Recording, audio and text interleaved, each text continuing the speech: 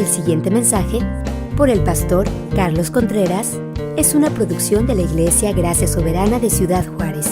Bien, tomen sus Biblias y vamos a leer el capítulo 19, donde nos quedamos el domingo pasado. Si no vinieron el domingo pasado, necesitan escuchar esa predicación.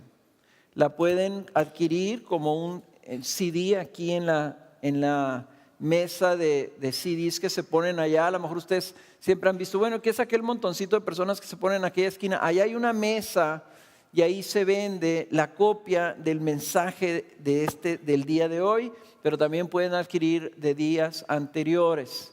Entonces ahí pueden ustedes adquirir una copia o pueden ir a la página de la iglesia, que es www.graciasoberana.org.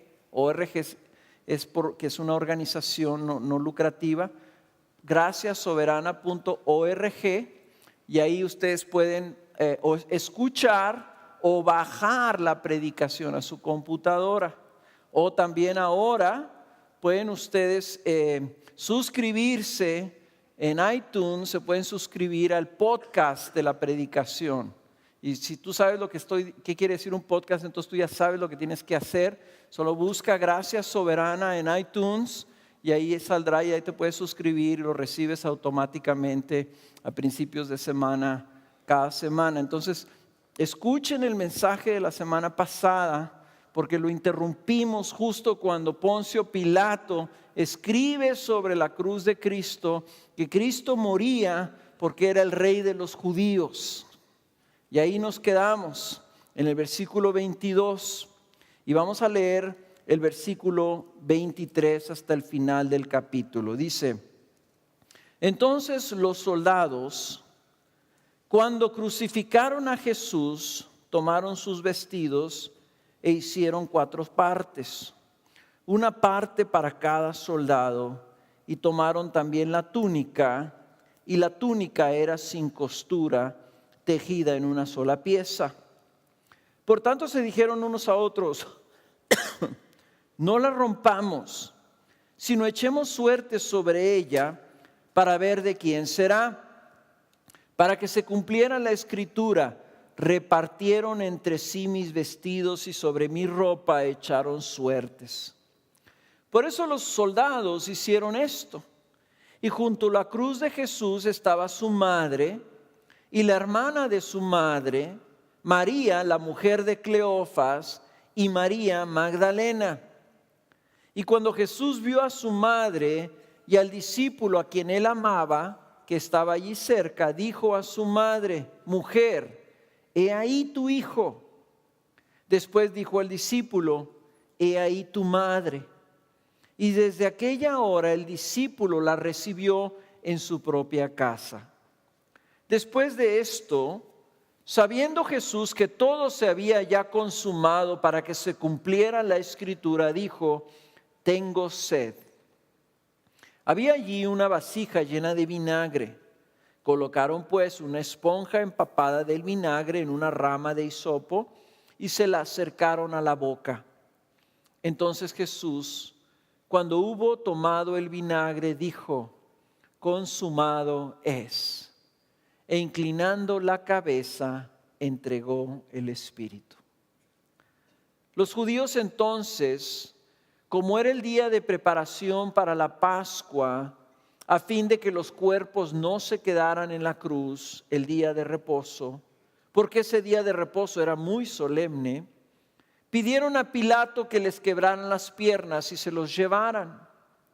Fueron pues los soldados y quebraron las piernas del primero y también las del otro que había sido crucificado con Jesús. Pero cuando llegaron a Jesús, como vieron que ya estaba muerto, no le quebraron las piernas. Pero uno de los soldados le traspasó el costado con una lanza y al momento salió sangre y agua. Y el que lo ha visto ha dado testimonio y su testimonio es verdadero. Y él sabe que dice la verdad para que vosotros también creáis. Porque esto sucedió para que se cumpliera la escritura: no será quebrado hueso suyo. Y también otra escritura dice: mirarán al que traspasaron. Después de estas cosas, José de Arimatea, que era discípulo de Jesús, aunque en secreto por miedo a los judíos, pidió permiso a Pilato para llevarse el cuerpo de Jesús. Y Pilato concedió el permiso. Entonces él vino y se llevó el cuerpo de Jesús. Y Nicodemo, el que antes había venido a Jesús de noche, vino también trayendo una mezcla de mirra y aloe como de 100 libras. Entonces tomaron el cuerpo de Jesús y lo envolvieron en telas de lino con las especies aromáticas, como es costumbre sepultar entre los judíos. En el lugar donde fue crucificado había un huerto, y en el huerto un sepulcro nuevo, en el cual todavía no habían sepultado a nadie. Por tanto, por causa del día de la preparación de los judíos, como el sepulcro estaba cerca, pusieron allí a Jesús. Como les decía, hemos estado viendo en el Evangelio de Juan que el apóstol tiene el propósito de afirmar la fe de sus lectores. Que él está no tanto haciendo un relato cronológico detallado, por ejemplo, como lo hace el evangelista Lucas, sino que está escogiendo sucesos y eventos específicos de la vida de Jesús para hacer un argumento teológico, para hacer un argumento que lleve al oyente o al lector a la fe en Jesús. Ese es su propósito. Su propósito es que veamos a Jesús como el glorioso Hijo de Dios. Por eso estamos en esta serie, y así le hemos llamado la serie del Evangelio de Juan, le llamamos Contemplando la Gloria de Jesús. Entonces, es interesante que Juan, en la narración que hace del arresto de Jesús, no nos dice muchas cosas que nos dicen los otros evangelistas. Nos dicen cosas que los otros evangelistas no mencionan, como si él estuviera adentro, hubiera tenido acceso a la cámara privada, se metió al pretorio donde estaba Jesús y Pilato. No sabemos exactamente cómo fue que él se enteró del diálogo entre entre Jesús y Pilato. Y vimos la semana pasada que Juan tenía una gran intención de mostrar a Jesús como rey ante Pilato. Lo sentencia porque era rey, lo cuestiona diciendo: ¿dónde es tu reino? ¿Por qué? ¿De dónde vienes? Jesús habla de su reino, Jesús habla de que aún el reino romano, el imperio romano, tenía autoridad porque Dios así lo había permitido, les había sido dado una autoridad para que crucificaran a Jesús. Pero en esta parte nosotros pasamos de ese juicio injusto de Jesús a su crucifixión y a su muerte, casi de una manera instantánea. No se mete en muchos detalles de que Jesús iba cargando la cruz y de la ayuda que tuvo Jesús y de cómo le clavaron los clavos. O sea, no, se va inmediatamente. Entonces los soldados crucificaron a Jesús y se va a su muerte. Y luego de repente también así también se va a su resurrección. Está tomando eventos para que veamos nosotros quién era Jesús. Y entonces aquí empezamos ahora con el relato ya de su muerte. Ya Jesús de repente lo vemos aquí crucificado. Es algo tremendo, es algo trágico. Pero Juan está escribiéndole a gente que había oído, se habían enterado probablemente de algo de lo que había pasado con Jesús, y él lo toma y lo da por hecho. Y él, su interés es dar testimonio de que Jesús efectivamente murió en una cruz. En estos capítulos ustedes van a darse cuenta que Juan está dando testimonio como un testigo ocular. Fueron pocas las personas que fueron testigos oculares de todo lo que le pasó a Jesús, su muerte, su juicio, su muerte, su resurrección, su exaltación. Y Juan es uno de ellos y está queriendo enfatizar esto como un testimonio. Entonces, el relato de Juan pasa a su crucifixión. Y aquí en el versículo 35, si quieren ustedes regresar ahí al versículo 35, fíjense cómo lo enfatiza Juan.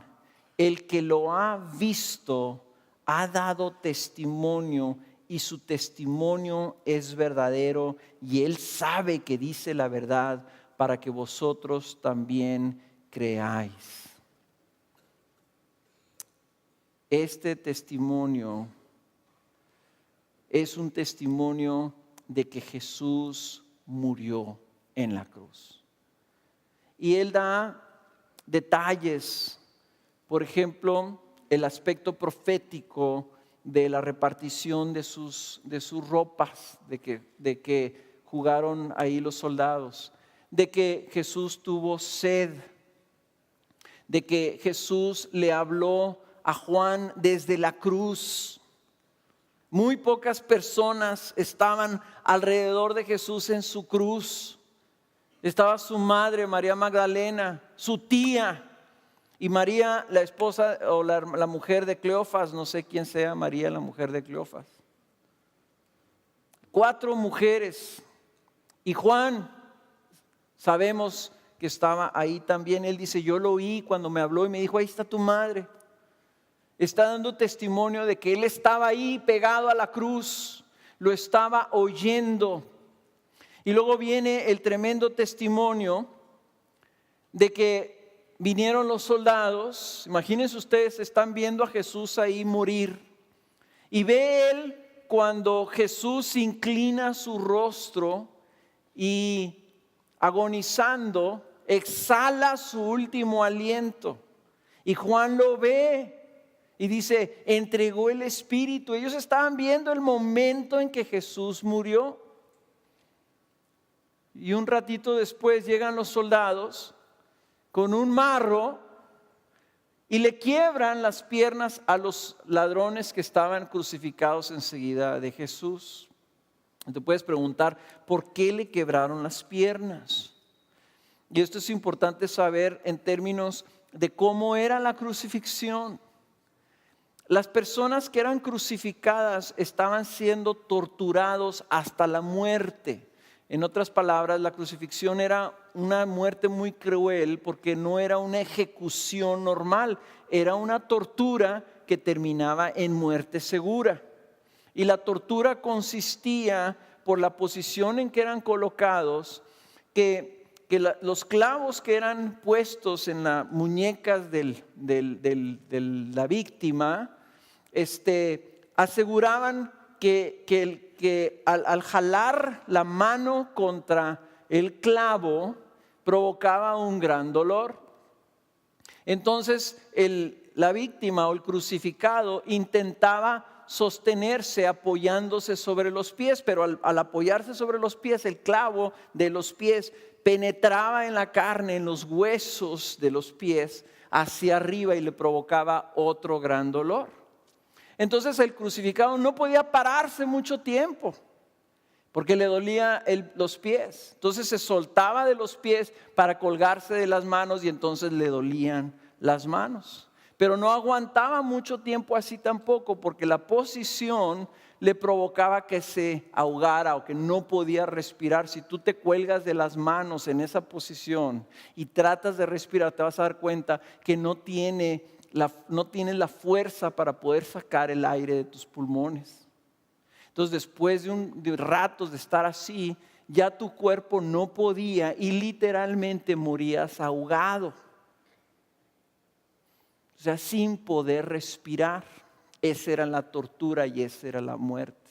Entonces los crucificados estaban pasando unos segundos apoyados sobre los pies hasta que aguantaran, y cuando ya no aguantaban, que estaban respirando, se soltaban de los pies y se colgaban de las manos, pero no podían respirar. Entonces apoyaban sobre los pies otra vez.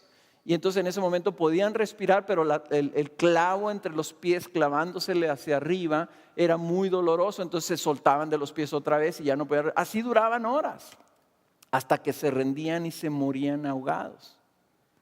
Entonces, para acelerar la tortura, lo que hacían los soldados es que les quebraban las rodillas.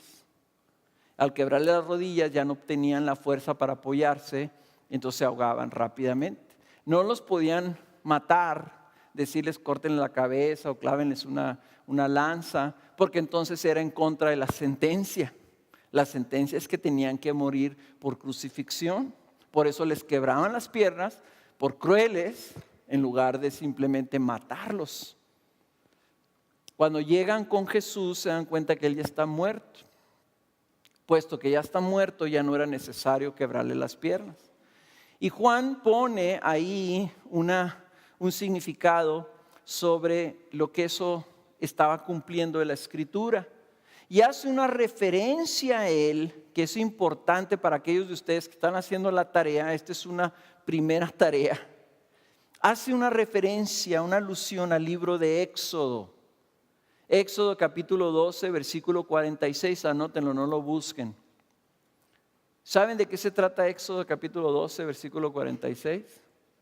De la instrucción que Moisés le da al pueblo sobre el cordero que tenían que matar para la Pascua.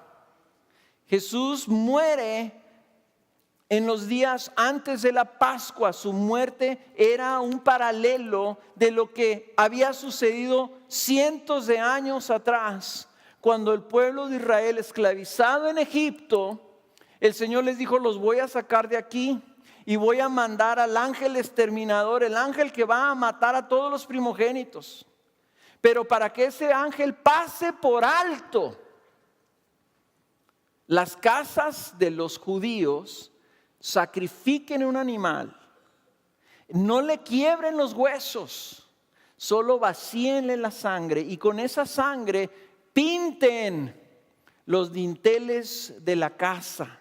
Hagan una marca en la puerta de la casa para que el ángel pase por alto esa casa con esa 10ª plaga de la muerte de los primogénitos. Eso significa la Pascua. Nosotros pensamos que la Pascua significa la resurrección.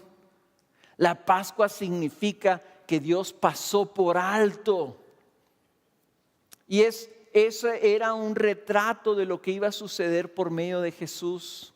El sacrificio, aquellos que están marcados con la sangre de Jesús, la ira de Dios pasa por alto, como dice Pedro, pasó por alto, no tomó en cuenta nuestros pecados y no nos ejecuta y no nos condena, sino que nos perdona. Bueno, Jesús era el Cordero. He ahí el Cordero de Dios, dijo Juan el Bautista, que quita el pecado del mundo. El Cordero de la Pascua, el único Cordero necesario. Jesús, por eso no le quebraron los huesos. Y Juan está haciendo alusión a eso.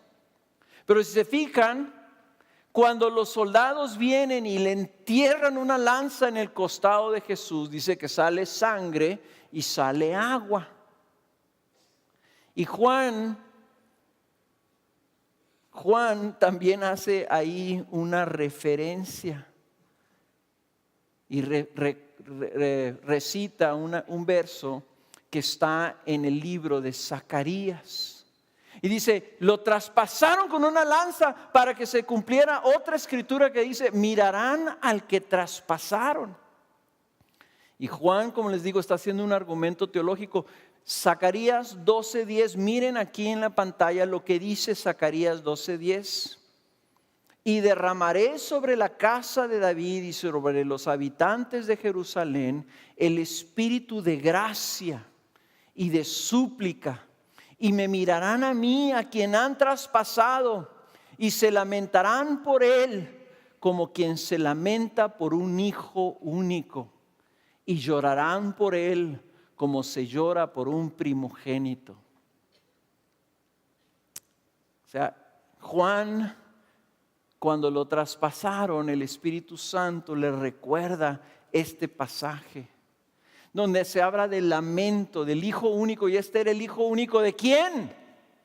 De Dios. Y dice, mirarán a aquel que traspasaron. ¿Y quién está viendo al que está siendo traspasado? Su Padre.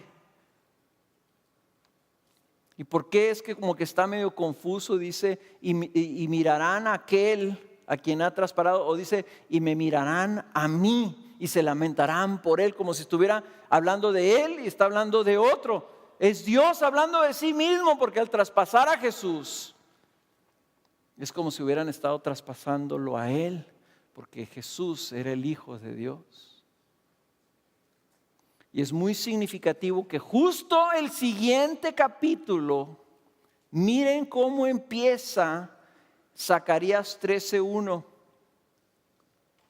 Aquel día habrá una fuente abierta para la casa de David y para los habitantes de Jerusalén, para lavar el pecado y la impureza. Y tradicionalmente en la iglesia y en la Biblia enseña que la sangre de Jesús nos limpia de todo pecado. Y la Biblia habla que el bautismo en agua es para el lavamiento de los pecados. Del costado de Jesús sale una fuente. Y dejen ustedes las razones médicas de lo que estaba sucediendo, sus pulmones llenos de agua, tal vez si no llenos de agua, la cavidad torácica llena de agua.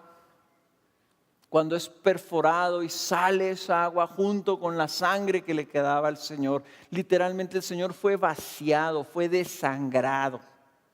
Esa sangre se derramó ahí como una fuente sobre el piso.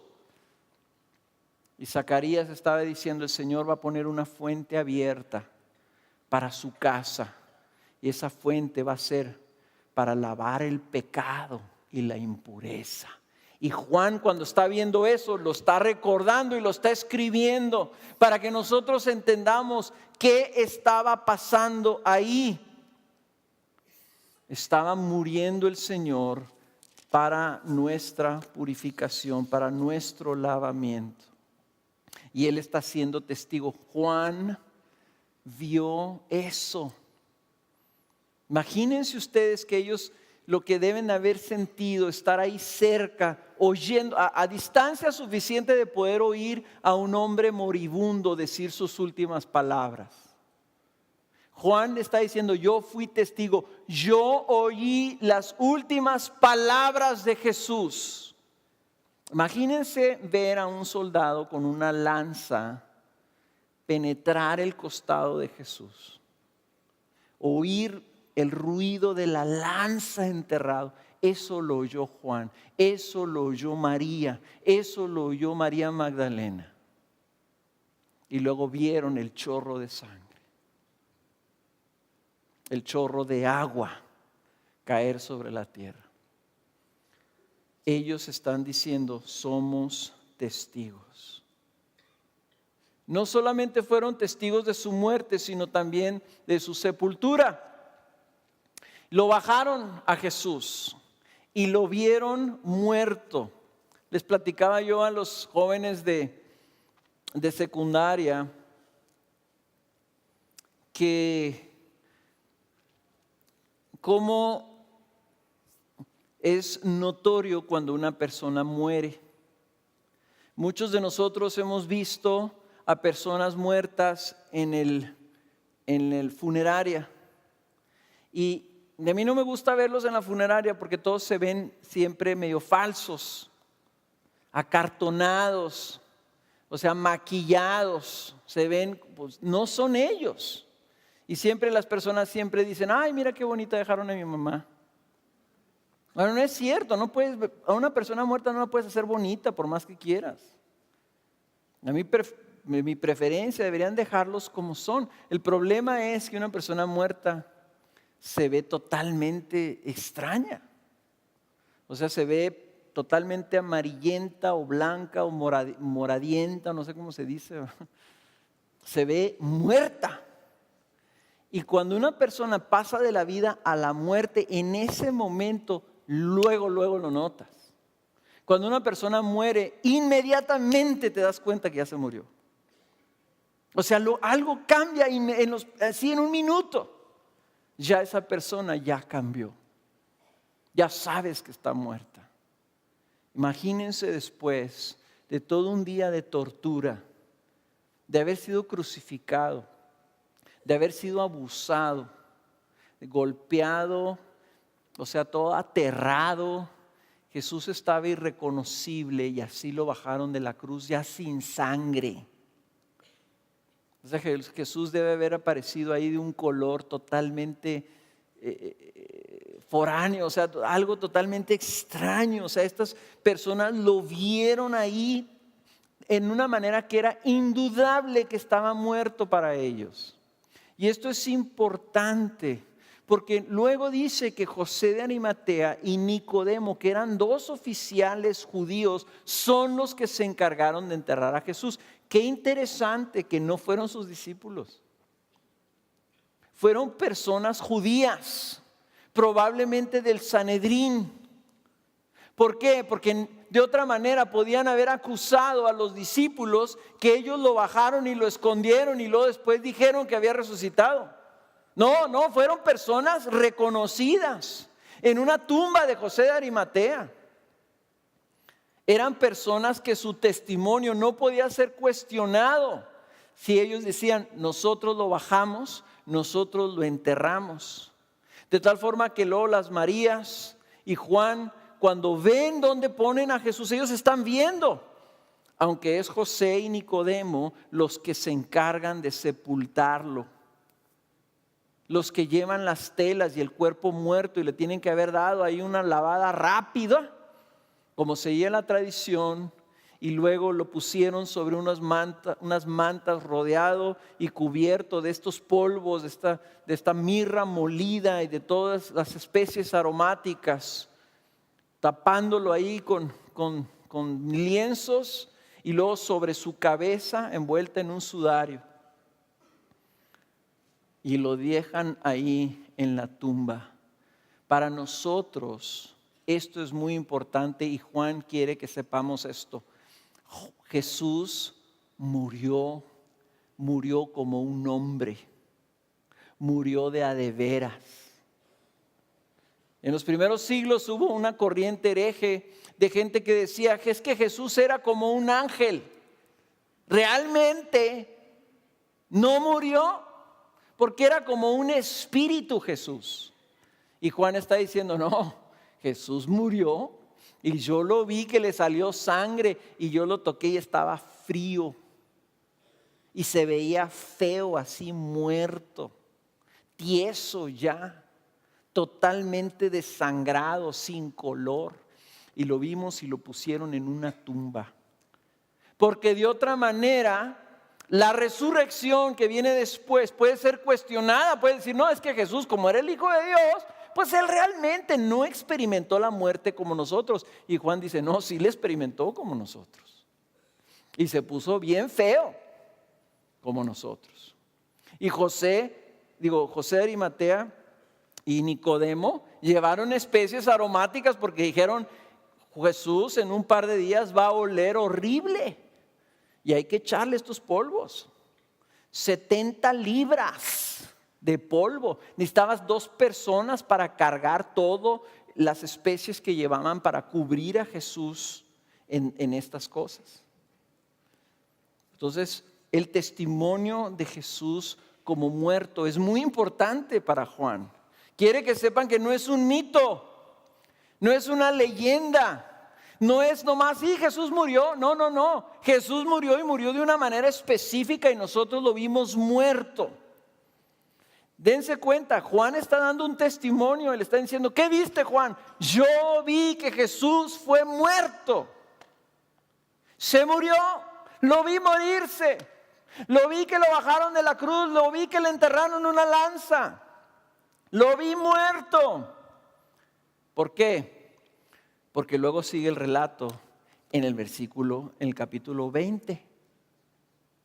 Y así como que de repente termina, lo pusieron allí a Jesús y pasan todos los evangelios, pasa inmediatamente, no sabemos qué pasa el sábado. No hay relatos, no hay detalles del sábado. Nos vamos inmediatamente al domingo en la mañana. Capítulo 20, vamos a leerlo todo. Y si no todo, cuando menos hasta el 18, 17, 20. Dice, y el primer día de la semana, María Magdalena fue temprano al sepulcro cuando todavía estaba oscuro y vio que ya la piedra había sido quitada del sepulcro. Entonces corrió y fue a Simón Pedro y al otro discípulo a quien Jesús amaba y les dijo, se han llevado al Señor del sepulcro y no sabemos dónde lo han puesto. Salieron pues Pedro y el otro discípulo e iban hacia el sepulcro. Los dos corrían juntos, pero el otro discípulo corrió más aprisa que Pedro y llegó primero al sepulcro.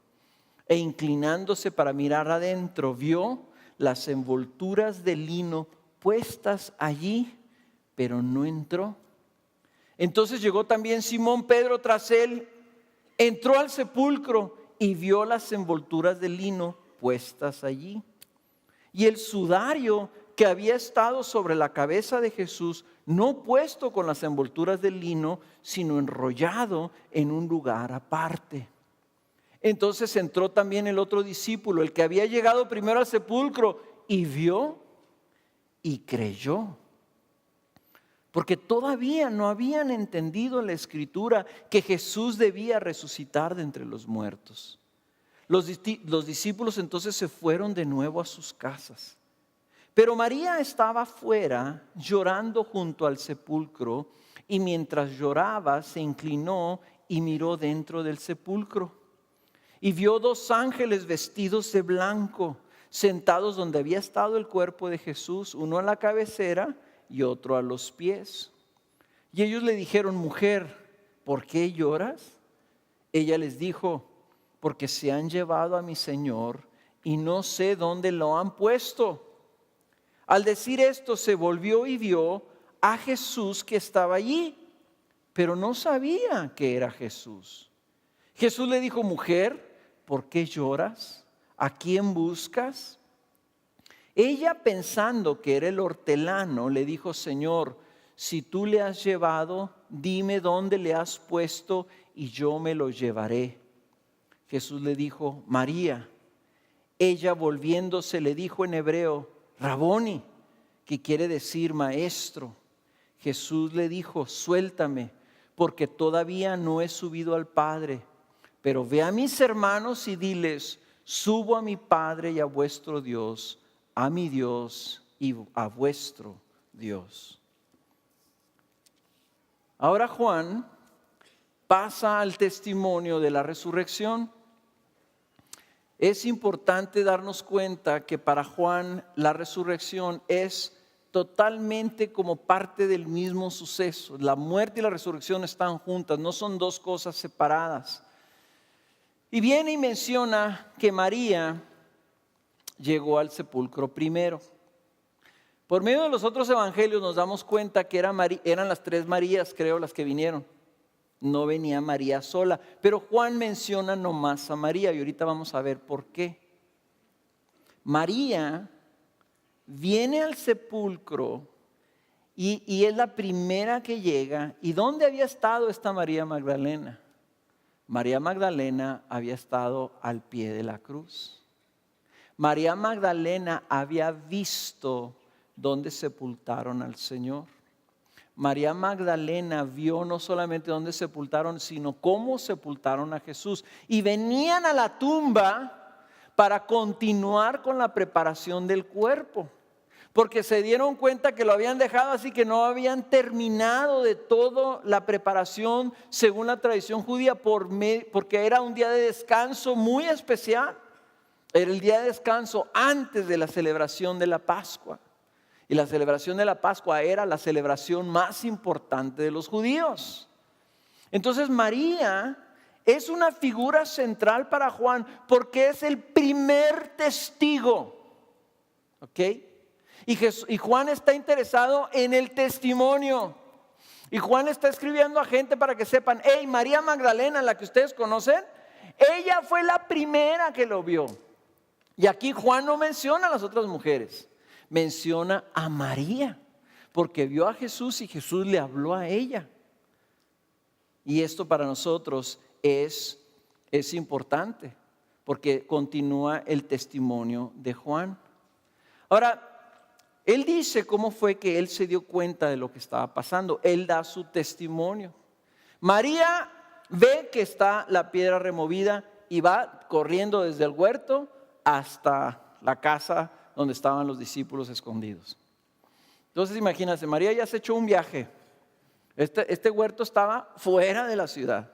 Ya se había echado un viaje en la mañanita. Se regresa María a avisarles que no estaba el cuerpo.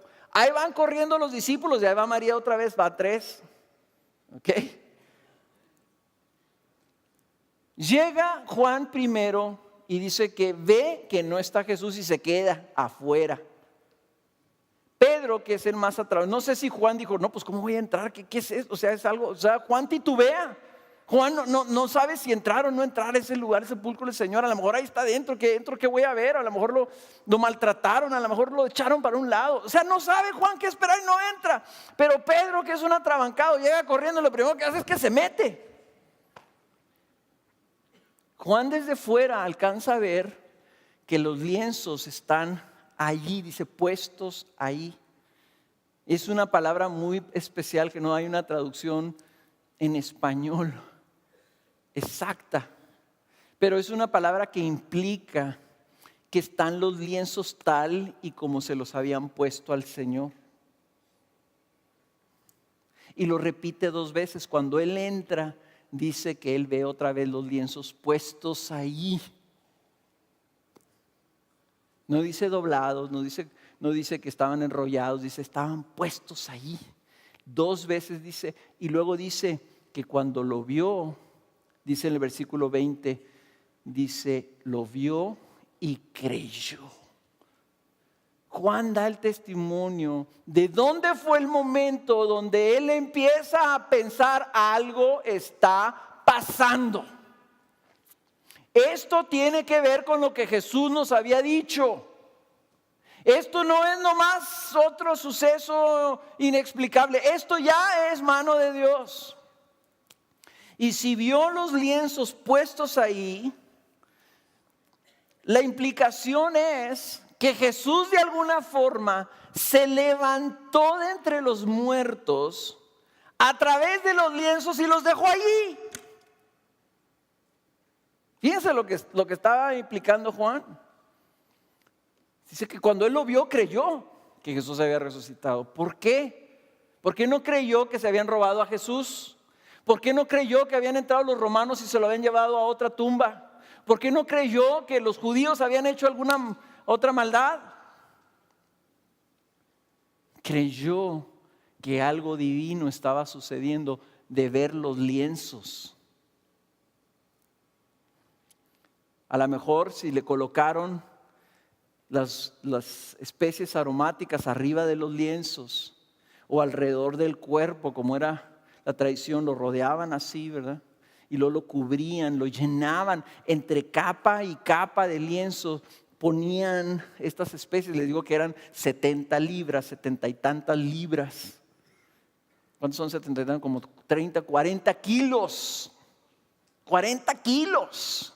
Es un costal de cemento. Se lo vaciaron todo ahí. Imagínense cubierto todo esto así. Si se hubiera levantado Jesús, nomás diciendo, quíteme todo esto, ¿dónde hubieran quedado todas las especies aromáticas? Pero dice, no, dice, vimos los lienzos puestos allí. Dice, lo único que estaba separado era el sudario, lo que traía envolviéndole la cabeza. Quiere decir que Jesús se levantó de entre los muertos, fue modificado su cuerpo de una manera ya sobrenatural y el cuerpo que se le dio era un cuerpo sobrenatural. Algo extraño estaba pasando. Y lo vemos cuando se le aparece el Señor a María. Estos hombres entraron, vieron, no supieron, no dice nada, nomás dice vio y creyó. Y así se quedan de haber quedado mudos. Se salieron de la tumba y se fueron a sus casas. Eso es lo que dice. Se salieron de la tumba y se fueron a su casa. Y aquí la virtud de María. María Magdalena debe ser uno de nuestros héroes de la fe. María Magdalena no se fue a su casa. María Magdalena se quedó a buscar a Jesús. María Magdalena entró también cuando se salieron. Pues estos a dónde van? Pues eran a sus casas. Dijo María, yo voy a entrar. Y cuando ella entra, sí ve a los ángeles. Juan y Pedro no los vieron. Ella ve a los ángeles.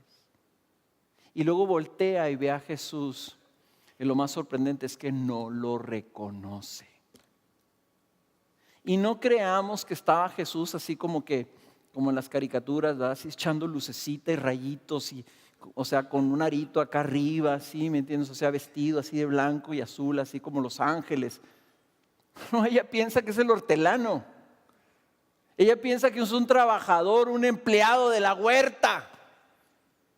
Ella piensa que es un señor, ¿verdad? Vamos a ponerlo así. Ella piensa que es un tipo que estaba ahí. No lo reconoce. Y eso es lo asombroso. Es Jesús. Bueno, claro, podemos decir, ok, ¿cuándo fue la última vez que vio María a Jesús? Lo vio desfigurado y muerto. Y podemos decir, ok, no lo reconoció porque en su mente estaba fija esta idea. Por eso muchas personas dicen a sus parientes, no, yo no quiero ver a mi pariente muerto, yo quiero acordarme de él cuando estaba vivo. Pero María lo vio torturado, golpeado, con la barba arrancada, aterrado, irreconocible. Lo vio muerto totalmente. A lo mejor esa era la imagen que tenía María. A lo mejor eso es lo que estaba esperando ver y no reconoce a Jesús. Pero no, también vemos que los discípulos igual no reconocen a Jesús. Algo había cambiado del cuerpo de Jesús. Y esto es muy importante, hermanos. Jesús no revivió. La Biblia no dice que Jesús revivió. No fue como Lázaro. Lázaro revivió. ¿Ok? Lázaro revivió y después de otros años murió. Jesús resucitó. Y lo que la Biblia, ahorita leíamos, 1 Corintios 15, y quiero que regresemos a 1 Corintios 15. Esto es para la tarea. Anótenle ahí 1 Corintios 15, 42. Cuando el apóstol Pablo está tratando de explicar cómo es que los muertos resucitan, y dice así, así también es la resurrección de los muertos, en el 15:42. Se siembra un cuerpo corruptible, se resucita un cuerpo incorruptible. Se siembra en deshonra, se resucita en gloria. Se siembra en debilidad, se resucita en poder. Se siembra un cuerpo natural, se resucita un cuerpo espiritual. Si hay un cuerpo natural, hay también un cuerpo espiritual. Entonces María está viendo a Jesús resucitado y no lo reconoce y le dice, Señor, si tú te lo llevaste, dime dónde lo pusiste. Ella no está pensando en resurrección. Ella está pensando, se llevaron el cuerpo de Jesús. Ella vio los lienzos ahí, pero no produjo eso en ella un entendimiento de resurrección. En Juan sí, pero en ella no. Entonces cuando ella le habla y le dice María, ella al oír su nombre de la boca de Jesús, lo reconoce y le dice maestro. Le dice Jesús, cuando él le dice María, ella volviéndose le dijo en hebreo Raboni, que quiere decir maestro. Ahora, pensando en esto, que se resucita en un cuerpo espiritual, tú puedes pensar, bueno, entonces Jesús se hizo como espíritu y pasó por entre los lienzos, y entonces quedó así como si fuera un fantasma. Pues no, tampoco ese es el caso. Porque no solamente María lo vio como el hortelano, sino que luego María se le prende a los pies. Dice que estaba llorando y sabemos que María Magdalena, ¿verdad? Y las mujeres, está la otra María, María de Betania, tenían la costumbre de adorar al Señor besándole los pies. Lo más probable es que esa era la posición en que estaba María en ese momento. Y Jesús le dice: María, suéltame, porque todavía no he subido a mi Padre. Ve y dile a mis hermanos que subo a mi Padre y a vuestro Padre, a mi Dios y a vuestro Dios. Y ese es uno de los pasajes más difíciles de interpretar en la Biblia, aunque no parezca, pero es un pasaje difícil porque no está fácil entender qué quiso decir el Señor Jesús con que subía a su Padre. Puesto que después el Señor se dejó agarrar de los discípulos, unos pueden pensar que ahí Jesús resucita y sube al cielo y va hasta su Padre y luego regresa en la tardecita para mostrarse delante de sus discípulos. Pero la Biblia no da testimonio de una doble ascensión o múltiples ascensiones de Jesús hacia su Padre. Quiere decir que esto está diciendo algo diferente. También, ¿cómo le dice a ella que lo suelte? Que no ha subido, como a veces la he entendido. Cuando yo leí esto la primera vez, yo pensé es que Jesús todavía no había sido como sellado. Entonces María, como iba a subir a su Padre, María lo toca, entonces lo puede contaminar, pero ya lo estaba agarrando. Entonces tampoco es eso. Y ya estudiando la lingüística, los eruditos dicen que la explicación más probable es que lo que le está diciendo Jesús a María es algo así más o menos: María, suéltame. Aún no voy a subir a mi Padre, pero ve y dile a mis hermanos que he resucitado y que subiré a mi Padre y a vuestro Padre, a mi Dios y vuestro Dios. O sea, en base al contexto de todo lo que hemos estado leyendo a Juan, hay un cambio a partir de la muerte de Jesús. Todo desde un principio en Juan apunta hacia su muerte.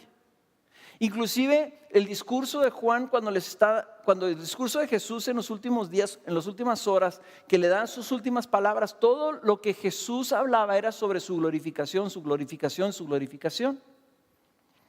Pero hay un cambio. Jesús resucitado en el libro de Juan empieza ya a hablar sobre lo que sigue.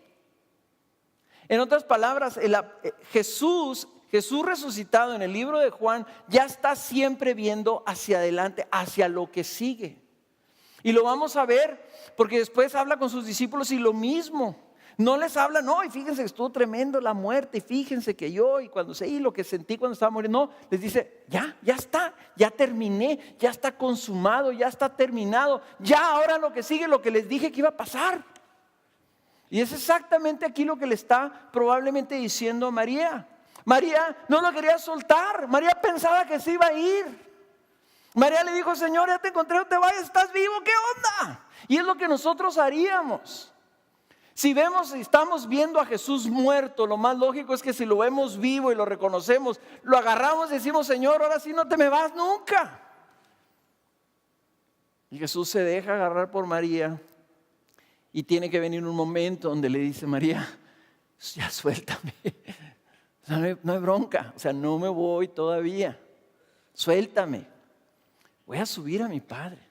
Pero ve y dile a mis hermanos que subo a mi Padre y subo a mi Dios y a su Dios y a su Padre. Ya está sellado, ya lo logré. Ahora mi Dios y mi Padre es su Dios y es su Padre.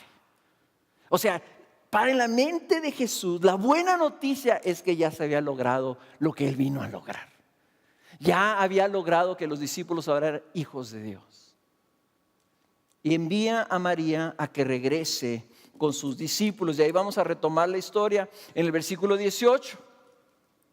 Fue María Magdalena y anunció a los discípulos, he visto al Señor, y que Él le había dicho estas cosas. Entonces al atardecer de aquel día, el primero de la semana, Y estando cerradas las puertas del lugar donde los discípulos se encontraban por miedo a los judíos, Jesús vino y se puso en medio de ellos y les dijo: paz a vosotros. Y diciendo esto les mostró las manos y el costado. Entonces los discípulos se regocijaron al ver al Señor. Jesús entonces les dijo otra vez: paz a vosotros. Como el Padre me ha enviado, así también yo os envío. Después de decir esto, sopló sobre ellos y les dijo: recibid el Espíritu Santo. A quienes perdonéis los pecados, estos les son perdonados. A quienes retengáis los pecados, estos les son retenidos. Tomás, uno de los 12, llamado el Dídimo, no estaba con ellos cuando Jesús vino. Entonces los otros discípulos le decían: hemos visto al Señor. Pero él les dijo: si no veo en sus manos la señal de los clavos, y meto el dedo en el lugar de los clavos, y pongo la mano en su costado, no creeré. 8 días después, sus discípulos estaban otra vez dentro, y Tomás con ellos. Y estando las puertas cerradas, Jesús vino y se puso en medio de ellos y dijo: paz a vosotros. Luego dijo a Tomás: acerca aquí tu dedo y mira mis manos. Extiende aquí tu mano y métela en mi costado, y no seas incrédulo, sino creyente. Respondió Tomás y le dijo: Señor mío y Dios mío. Jesús le dijo: porque me has visto, has creído. Dichosos los que no vieron y sin embargo creyeron. Y muchas otras señales hizo también Jesús en presencia de sus discípulos, que no están escritas en este libro. Pero estas se han escrito para que creáis que Jesús es el Cristo, el Hijo de Dios, y para que al creer tengáis vida en su nombre. Cuando Jesús se les aparece a sus discípulos, es donde termina el mensaje del Señor para ellos, de lo que ellos estaban llamados a hacer. Y tal vez no entendamos, pero Juan hace 2 veces, repite, que estando cerradas las puertas, Jesús se les aparece. Y no dice aquí qué pasa. ¿Y por qué Jesús les dice paz a vosotros? Shalom les dice.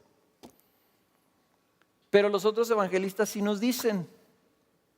Lucas, en el versículo 37 dice: pero ellos, aterrorizados y asustados, pensaron que veían un espíritu. Y él les dijo: ¿por qué estáis turbados? ¿Por qué surgen dudas en vuestro corazón? Mirad mis manos y mis pies, que soy yo mismo. Palpadme y ved, porque un espíritu no tiene carne ni huesos, como veis que yo tengo. Y cuando dijo esto, les mostró las manos y los pies, y aún así algunos de ellos dudaron. Le dijo: bueno, ¿tiene algo que comer? A ver, háganme un lonche para comer, para que vean, los espíritus no comen. Por eso les dijo shalom, porque se espantaron. ¿Y cómo no se iban a espantar? Imagínense ustedes, están ahí encerrados porque tienen miedo de los judíos. Viene esta mujer y les dice: vi al Señor Jesús, y dice todas estas cosas, y de repente se pone el Señor en medio de ellos. No dice que entró, no dice que entró caminando, que oyeron pasos o que alguien abrió la puerta. Dice: se puso en medio de ellos. Entonces ellos estaban espantados, aterrorizados, asustados. Y Jesús les dice: miren, soy yo. ¿Por qué se turba? Y el problema para él es que, ¿por qué dice surgen dudas en su corazón? Todo lo que Jesús estuvo tratando de hacer con sus discípulos es que creyeran. Que creyeran, que creyeran, que creyeran, que creyeran. Y es lo mismo, es la razón por la que fue escrito el Evangelio, para que nosotros creamos. Un testimonio de alguien que diga: yo lo vi muerto y yo lo vi vivo. Y ahí vieron sus manos. Y si hubiera sido yo en esa casa, que eran casas chiquitas, y se aparece el Señor Jesús ahí en medio y me dice: mira mis manos, te aseguro que yo le hubiera dicho: a ver, déjame ver bien. O no hubieran hecho ustedes: no, Señor, no las tienes que enseñar, no las tienes que enseñar. No, le hubiera dicho: a ver, Miren mis manos. A ver, Señor, a ver, ve las manos. Oye, sí es cierto, mira, se le nota el clavo y está oxidado ahí donde hubiéramos todos visto. Jesús se muestra para que ellos crean. Y creyeron, dice, después de que creyeron, se regocijaron. Y fueron y le contaron a Tomás que no estaba, lo habían mandado por las sodas tal vez, no sé qué pasó. Llega Juan y dice, se apareció el Señor Jesús. Dice, no manches, no es cierto, ¿cómo va a aparecer Jesús aquí adentro? Yo me llevé la llave, estaba cerrado. 8 días estuvo Tomás dudando, sin creer, hasta que finalmente, cuando vuelve a aparecérseles el Señor, de la misma forma, entonces Tomás, el incrédulo, al verlo, tiene la reacción que todos nosotros debemos de tener cuando creemos en Jesús. Vemos a Jesús y decimos, Señor mío, Dios mío. Ese es el propósito de la fe. Que podamos ver a Jesús y podamos creer en Él. Ahora nosotros no lo vemos físicamente. Nosotros somos de los bienaventurados que Jesús dice aquí. Bienaventurados aquellos, benditos aquellos. Dice que, o dichosos aquellos los que no vieron y sin embargo creyeron. ¿Saben de qué está hablando aquí Jesús? De nosotros. Dichosos nosotros. No les dice dichosos ustedes porque me han visto mis heridas y han visto mi costado. Dice dichosos aquellos que van a venir después de ustedes, que van a creer por el testimonio que ustedes les van a dar. A ustedes se les está mostrando esto para que vayan y no duden, ya no sean incrédulos, sino creyentes. Para que luego viene lo que dice aquí que hace el Señor. Dice, así como yo fui enviado, así dice ahora, los envío a ustedes. Les digo que Jesús en su mente no viene con una preocupación de estarles explicando ni nada. Él viene, ya estuvo, ya lo logré, ya hay victoria, triunfé sobre la muerte, mi Padre se ha agradado, mi Padre me levantó. O sea, véanme, estoy glorificado, ahora sí. ¿Qué sigue? Sigue, véanme, crean, ahora vayan. Los envía inmediatamente. Así como yo fui enviado, ahora vayan ustedes. Ahora continúen la obra. No más que ahora hay una diferencia. Ya triunfé. Ya hay victoria. Entonces, ¿saben qué? Les dice a sus discípulos, reciban el Espíritu Santo. Y aquí también este es un pasaje que ha causado algo de controversia. Porque dice que Jesús exhala y les dice, reciban el Espíritu Santo. Y algunas personas lo toman basándose en Génesis 2, ¿verdad? Donde Dios sopla y sopla la vida y sopla el Espíritu Santo sobre el ser humano para que tenga vida, le sopla el aliento, sopla vida. Entonces dicen, bueno, ¿qué pasó aquí? ¿Qué está haciendo Juan? ¿Ahí recibieron el Espíritu Santo o lo recibieron 50 días después? ¿O cuántos? 40 días después. 40 días después en Pentecostés. ¿Cuándo fue? Y como tenemos que interpretar la Biblia en base a la Biblia, interpreta la Biblia, sabemos que Lucas está relatando un dato histórico real. Y vemos que hubo una diferencia, recibieron el Espíritu en Pentecostés y los discípulos nunca más volvieron a ser iguales. Aquí el Señor les dice, reciban el Espíritu Santo y 8 días después los seguimos viendo encerrados. Y seguimos viendo a Tomás dudando. Entonces, no es esto Pentecostés. Entonces, ¿a qué está hablando Juan? Y es lo mismo, sigamos cómo el autor habla de las cosas. Lo que le está diciendo, así como dice, hey, subo a mi Padre. Pues ya subió a su Padre aquí. Si vemos en el testimonio que subió y lo vieron cuando subió, dice que lo vieron subir y ascender a su Padre. Y aquí no, aquí está todavía con ellos. Entonces, Jesús está afirmando lo que fue su victoria. Y su victoria fue, vimos nosotros, ¿qué dijo en el capítulo 14 y en el capítulo 15 y en el capítulo 16? Y luego lo oró en el capítulo 17. Señor, glorifícame. Y les dijo, cuando yo sea glorificado, les conviene que yo sea glorificado, porque entonces les voy a enviar el Espíritu Santo. Entonces, si Él ya fue glorificado, le está diciendo a sus discípulos, ahora sí, reciban el Espíritu Santo. Y no es que está soplando el Señor está, no dice que el Señor hizo así como que, ahora sí, reciban el Espíritu Santo. Por alguna razón el Señor sopló, exhaló, más bien la palabra quiere decir exhaló. Pero no está diciendo que hubo una infusión del Espíritu, sino que el Señor de alguna manera sopló, exhaló, echó el aire. Estaba respirando Jesús, el cuerpo resucitado respiraba. Y les dice, reciban el Espíritu Santo, porque esas son las muestras de su victoria. Porque inmediatamente después de eso les dice, ahora vayan, como yo era enviado, vayan ustedes, ahora vayan. Y a quien les perdonen el pecado, dice, les será perdonado. Ellos no están siendo los perdonadores, es una voz pasiva. Dice, ustedes perdonan y allá se les va a perdonar. Si ustedes no perdonan, allá no se les va a perdonar. ¿Qué está diciendo? Pues es un pasaje paralelo a lo que les dijo en Mateo. Le está diciendo, ustedes como iglesia, ustedes como mis discípulos, ahora van a continuar con la obra. ¿Y cuál es la obra que les está encomendando? Vayan y díganle las buenas nuevas de que yo ya me levanté.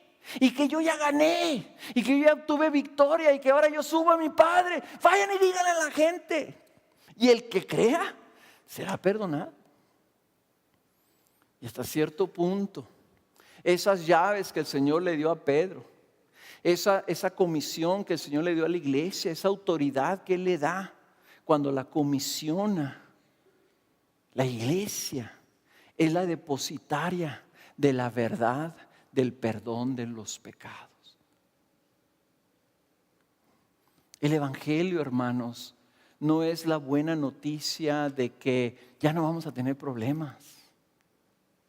El Evangelio es la buena noticia. Hey, ser humano, conoce a Jesús y tus pecados te serán perdonados. Nosotros tenemos la verdad del perdón de los pecados. Y si vamos y las llevamos, los pecados van a ser perdonados. Esto es una promesa. Donde ustedes lleven el Evangelio, ahí va a haber perdón de pecados. Si ustedes no llevan el Evangelio, no va a haber perdón de pecados. El poder de salvación está en la predicación del Evangelio.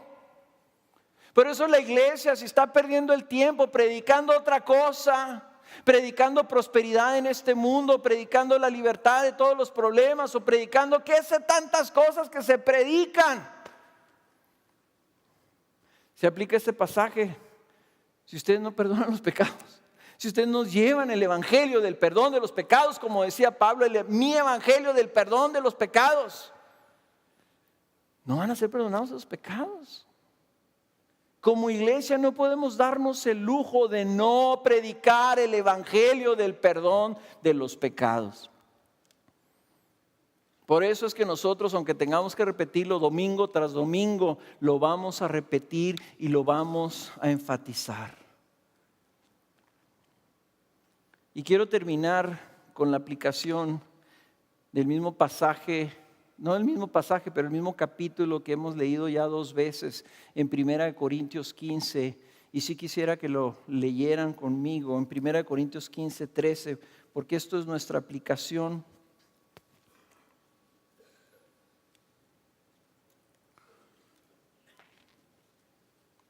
Esta es la conclusión, a esto nos lleva como iglesia. Si nosotros somos creyentes en la resurrección o no creyentes en la resurrección de Jesús. Dice 1 Corintios 15, 13, y si no hay resurrección de muertos, entonces ni siquiera Cristo ha resucitado. Y si Cristo no ha resucitado, vana es entonces nuestra predicación y vana también nuestra fe. Aún más, somos hallados testigos falsos de Dios porque hemos testificado contra Dios que Él resucitó a Cristo, a quien no resucitó, si en verdad los muertos no resucitan. Pues si los muertos no resucitan, entonces ni siquiera Cristo ha resucitado. Y si Cristo no ha resucitado, vuestra fe es falsa. Todavía estáis en vuestros pecados. Entonces también los que han dormido en Cristo han perecido. Y si hemos esperado en Cristo para esta vida solamente, somos de todos los hombres los más dignos de lástima. Y brínquense al versículo 32 porque esa es la conclusión final.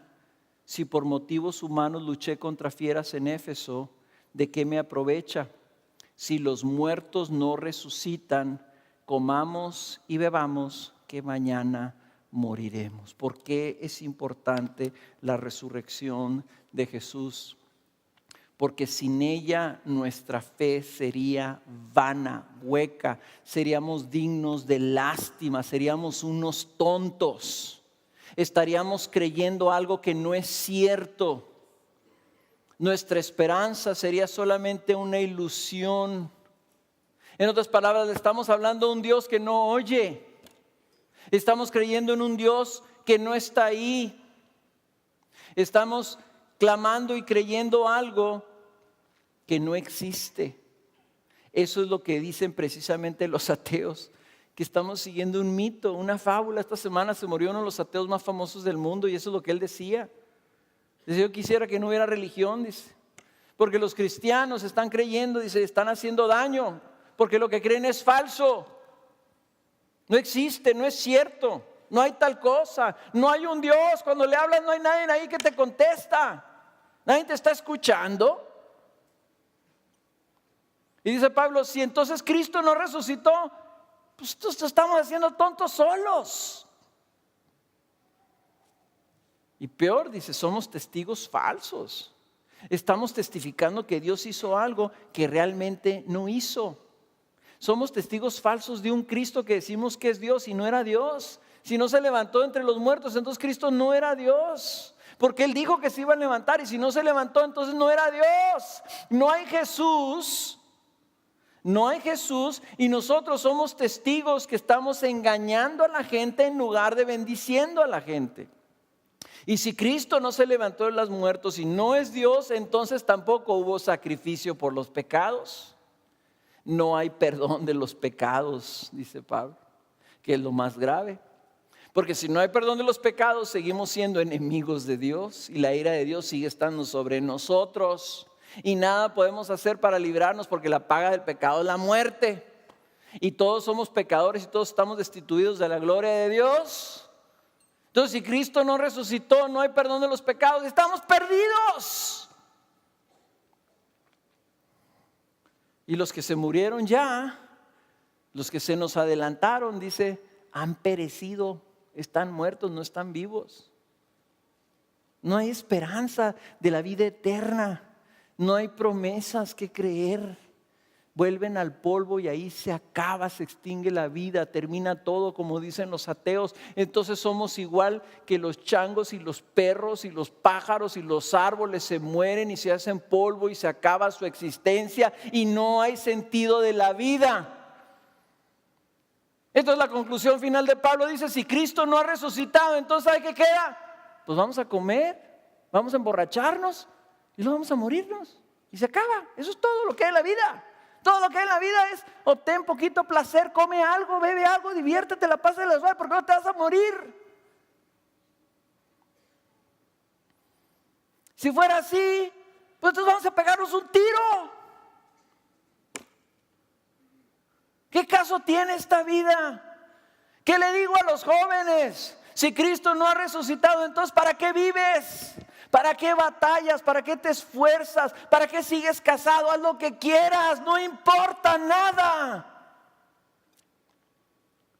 ¿Para qué vives decentemente? ¿Por qué no vas y matas a tu vecino? ¿Cuál es la consecuencia? Si te puedes salir con la tuya, si no te meten a la cárcel, no pasa nada, no importa. Eso es lo que está diciendo Pablo. Por eso es que Juan escribe este evangelio y dice, yo lo vi. María lo vio y lo agarró. Yo lo vi cuando lo bajaron de esa cruz. Era una escena patética. Y luego lo vi glorificado. Y nos habló y no sabíamos quién era. Y nos espantamos y después nos dijo paz y nos enseñó las manos y todos supimos, es Jesús. Y nos envía, así como Él fue enviado, a predicar el evangelio del perdón de los pecados, porque Él está vivo. Y Él dijo, subo a mi Padre. ¿Dónde está Jesús? Dice Juan, está con su Padre. ¿Y qué tenemos nosotros? Tenemos el Espíritu Santo, porque Jesús fue glorificado. Entonces Jesús está vivo. La diferencia para nosotros, si creemos y sabemos que Cristo está vivo, es que cuando nosotros le hablamos nos escucha. Y Él es Rey exaltado. Y cuando Él dice, ven a mí, vamos a Él. Y cuando morimos, pasamos de esta vida a su presencia. Y un día, ese cuerpo glorioso de Jesús, yo quiero uno, Señor, apúntame. Yo quiero uno de esos, Señor. Imagínense nomás ahí que esté reunida su familia y un día ustedes ya se murieron hace 30 años y de repente nos ponemos ahí. ¡Hey! ¿Qué tal? ¿Pasa a vosotros? Yo quiero uno de esos cuerpos. Un cuerpo que tenga la capacidad de subir al Padre, a ver al Padre.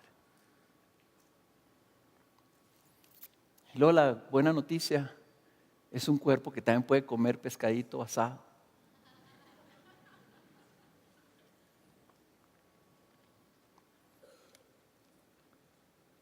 Hermanos, Cristo vive y reina. Hoy nuestros ojos deben estar puestos sobre Él porque sus ojos están puestos sobre nosotros. Nos cuida, nos cubre con sus alas y su obra continúa. Y si el Cristo resucitó, entonces nuestros pecados son perdonados. Su perdón es seguro. Hoy estás perdonado delante de Dios porque Cristo resucitó de entre los muertos. Y si tú nunca has recibido el perdón de tus pecados, hoy es el día que yo te anuncio, Cristo está vivo y porque resucitó puede perdonar tus pecados. Hoy pídele perdón de tus pecados para que lo recibas. Y si tú mueres el día de mañana, yo muero el día de mañana, yo voy con la esperanza de que vendrá un cielo nuevo y una tierra nueva donde habrá cuerpos nuevos espirituales. Somos testigos de esta verdad y hemos sido comisionados por Jesús a llevar esta verdad a los que no lo conocen, a los que no tienen aún el perdón de sus pecados. Cristo vive, Cristo nos ha comisionado, nos ha dado este testimonio por medio de su palabra. Y eso es lo que celebramos. Esperamos haya sido de bendición.